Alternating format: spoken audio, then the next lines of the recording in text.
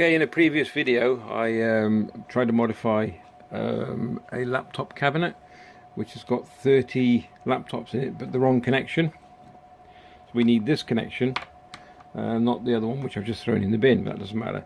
So the idea is to connect these two together, so this and this together, and also using shrink wrap so it makes the job nice and tidy, so we end up with this.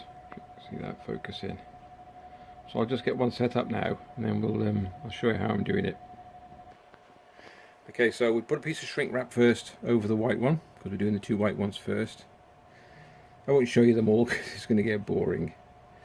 So get him lined up, and then same with the opposite cable. The other cable has been pre-soldered, but I'm not going to pre-solder this one because I've tried that and it doesn't seem to work that well. So we line them up, bring them together like so. I find this is the easiest way of doing it. And then get the soldering iron. Bear with me. Let's get an extra pair of glasses on so I can see what I'm doing. Oops, don't move that. And then some solder. I guarantee now when we're doing this it's not going to work properly, but we'll see. So I'm taking it right towards the end, get this warm.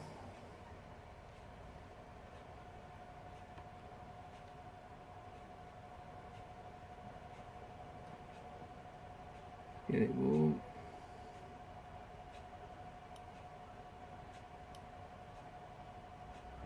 There we go.